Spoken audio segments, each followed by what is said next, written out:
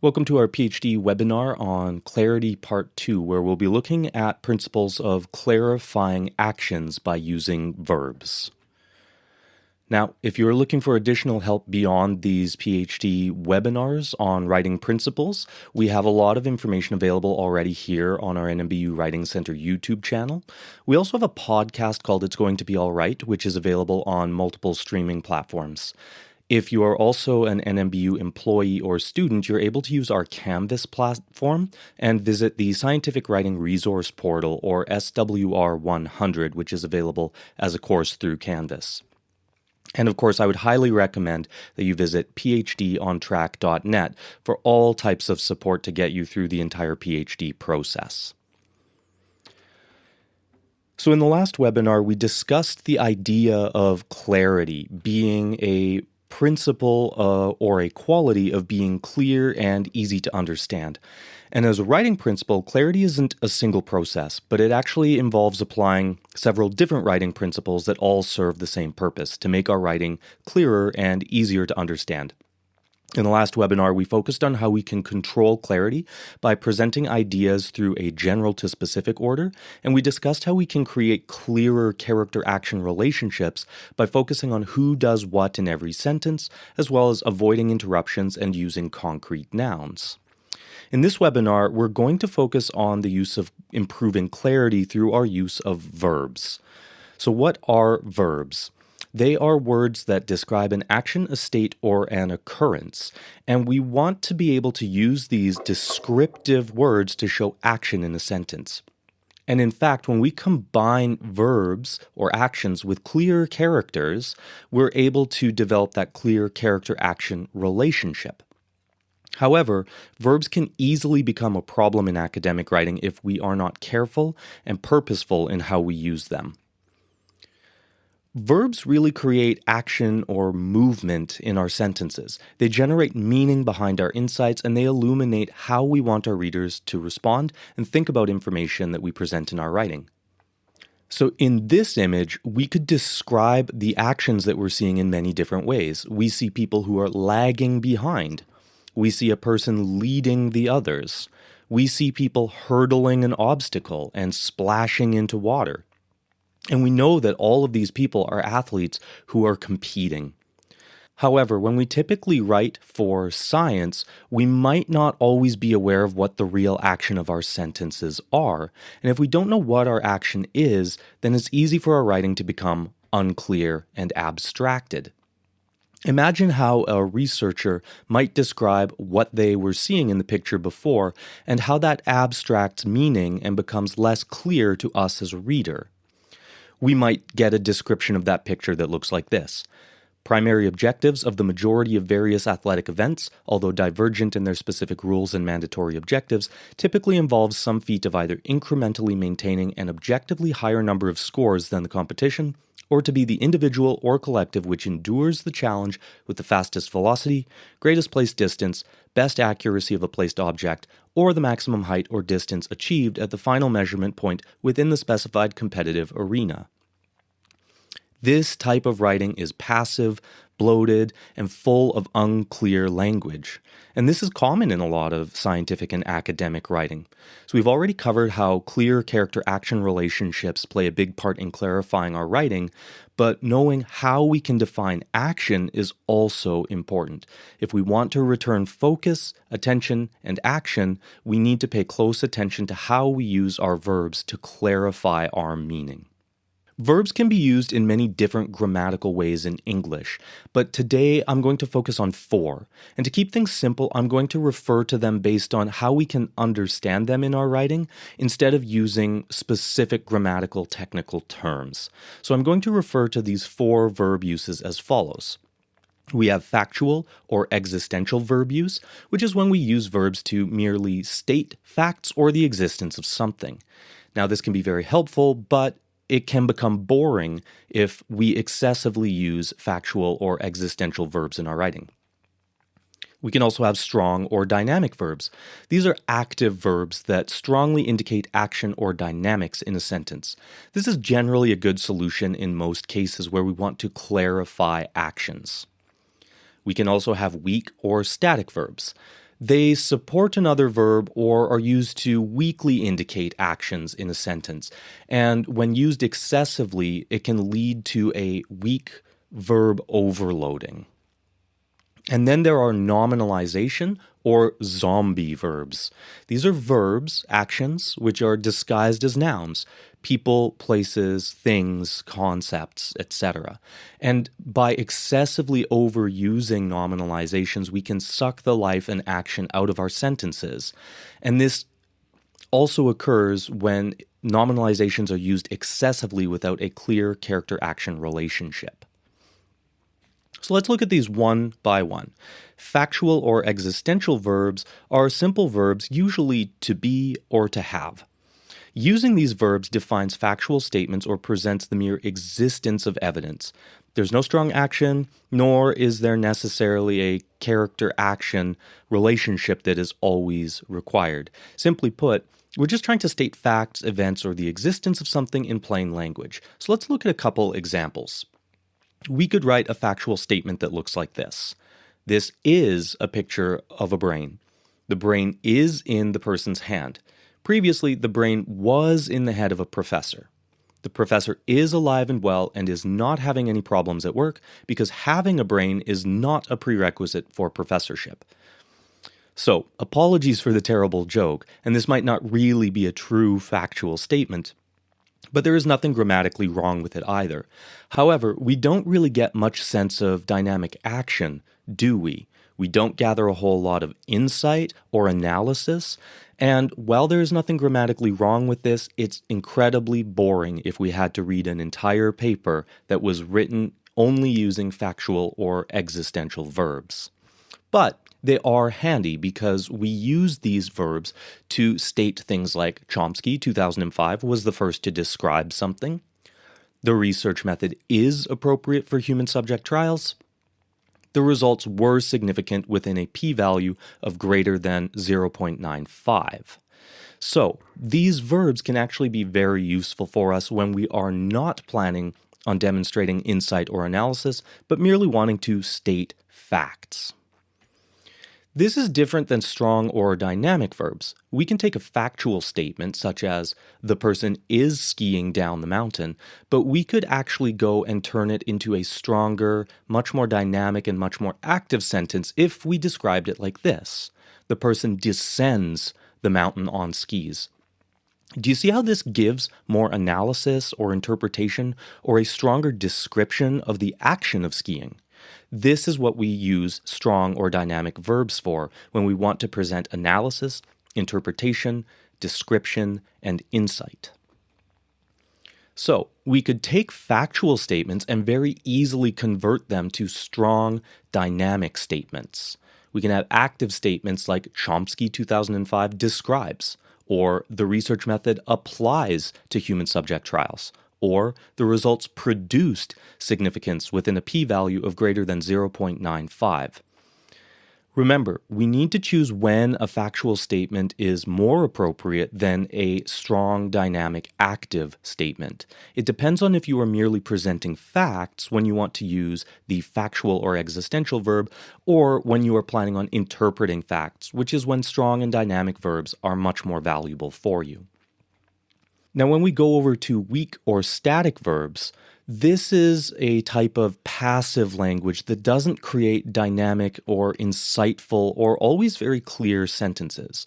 Now, again, there's nothing wrong with using weak or static verbs, but excessive reliance on these verbs can cause problems with clarity. You'll see that we actually do have some of the existential verbs, to be and to have, but there are a number of other weak or static verbs which usually are designed to merely help a stronger, more descriptive verb that will appear elsewhere in our writing. These include words like to do, to get, to put, to need, to use. So let's take a look at how these weak or static verbs are actually used and why they create a weak or static form of writing. There is a need for future research to be pursued in order to get a better understanding on the use of the results in human trials. Can you actually unlock the sentence's meaning? This can be quite difficult because you see that we have a number of these weak static verbs, but there is no analysis, there is no description, there is no real meaningful insight. There's just a lot of plain, weak, static statements that are being made.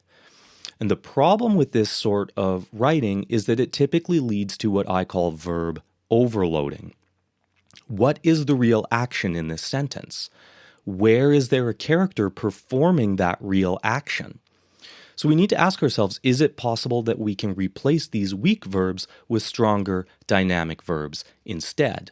So this means we need to identify characters, we need to identify actions and form character-action relationships, and then use stronger, more descriptive verbs to create that sense of insight, analysis, and description. So we could produce instead a sentence that looks like this.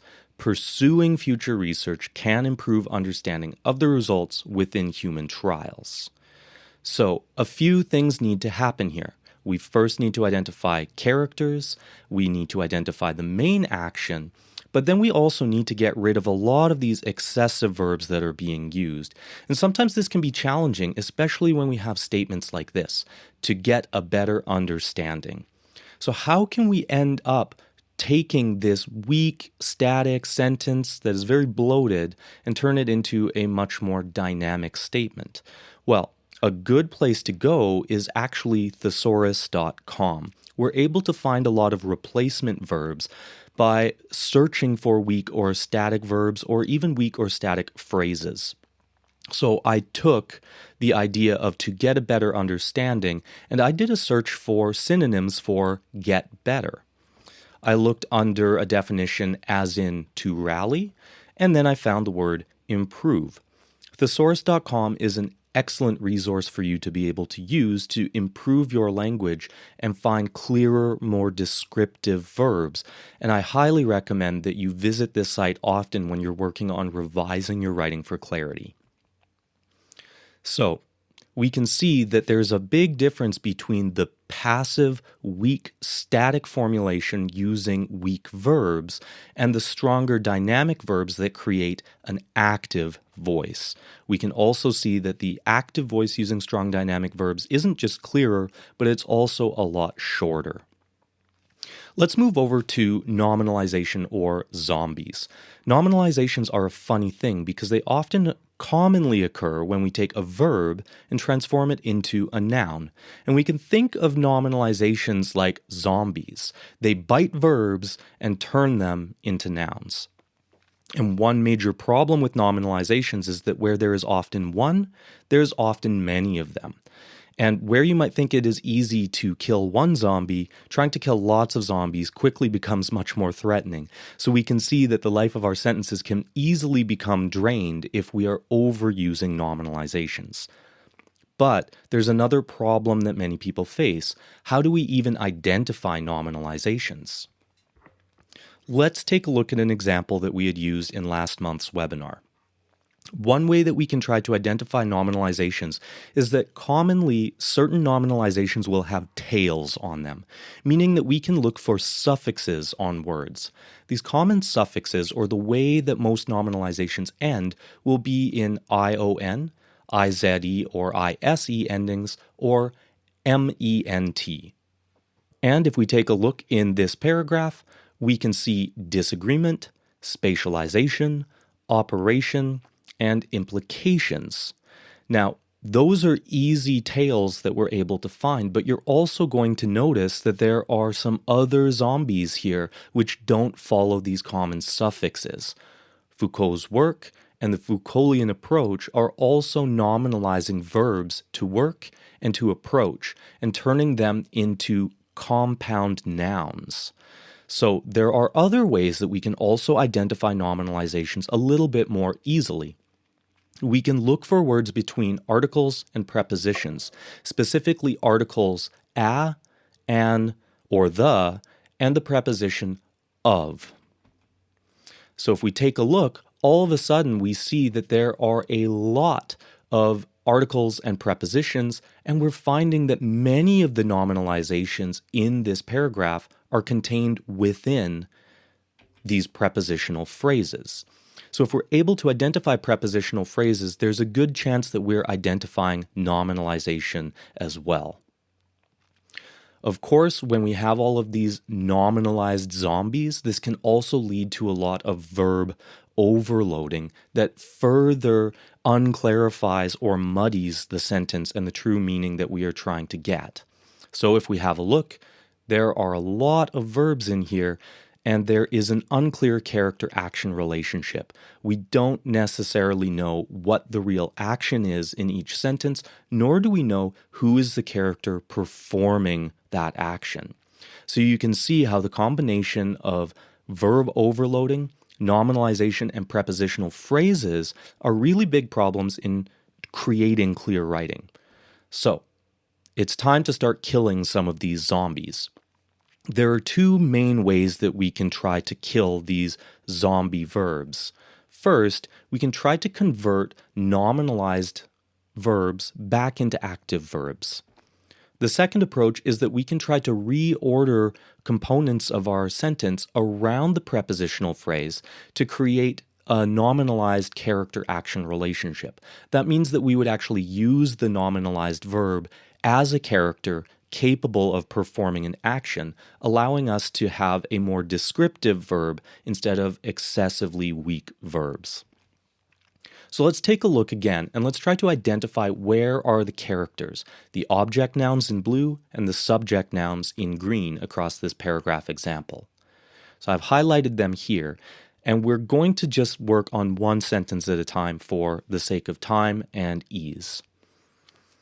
So we need to ask ourselves in this first sentence, who does what?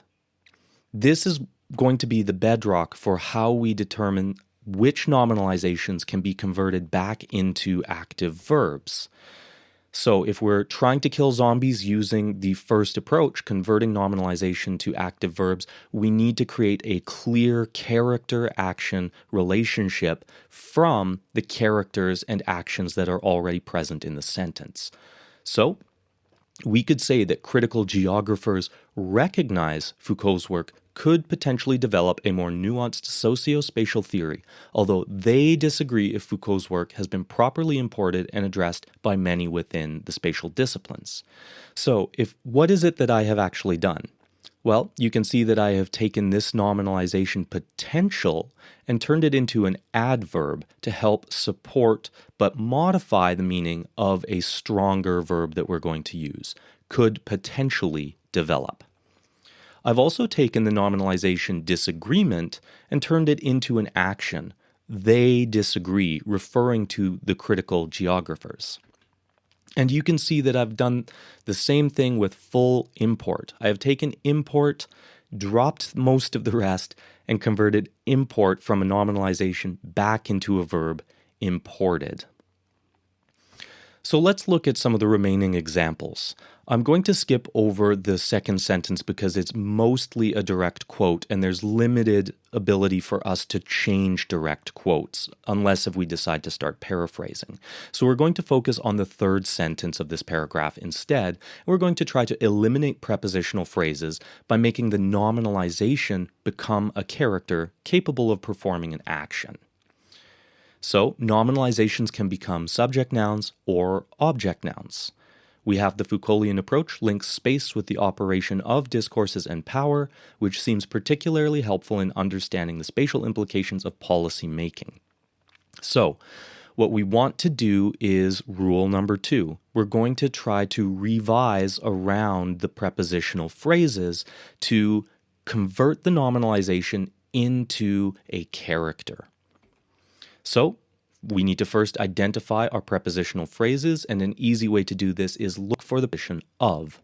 We then want to move the information that comes after the preposition before the nominalization between the and the nominalization.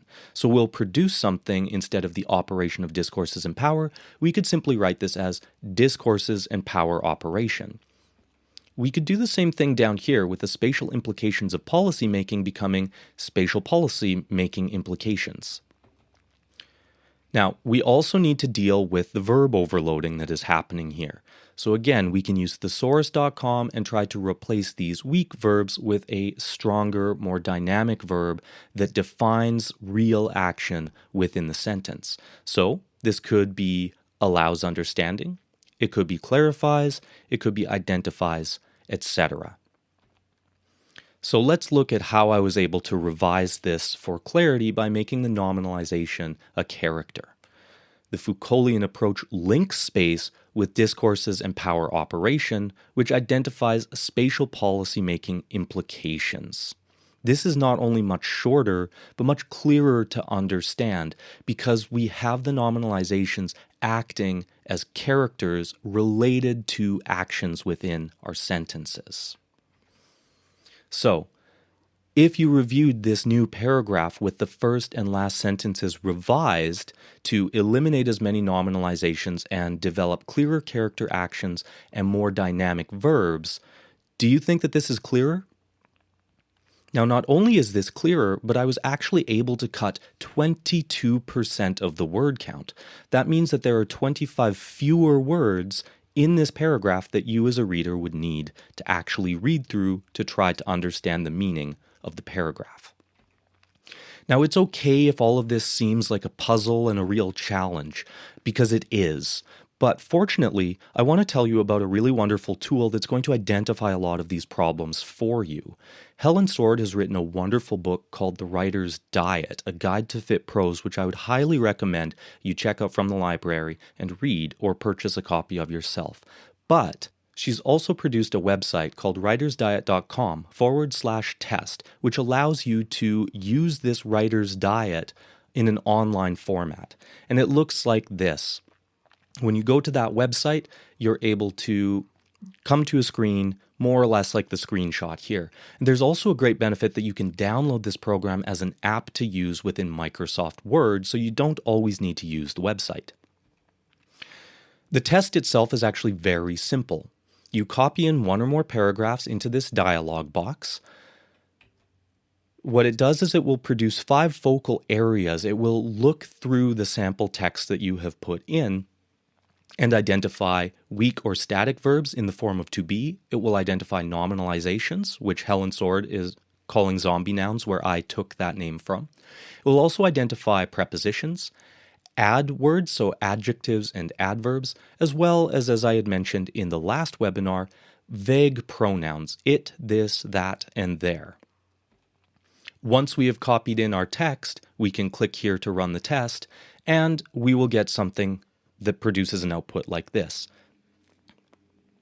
As you can see, the test identifies all of these problem areas related to prepositional phrases, nominalizations, and weak verbs that I have been talking about. So you can identify problem areas in your writing much more easily. Now, obviously, I've already identified that the nominalization or zombie nouns, prepositions, and some adjectives or adverbs can end up being a bit problematic, and I've shown you ways that you can revise that in your own writing to improve clarity. Of course, when you combine using clear dynamic verbs with clear character action, either in the active or the passive voice, you're going to find that your writing as a whole will become much clearer for your readers to be able to understand.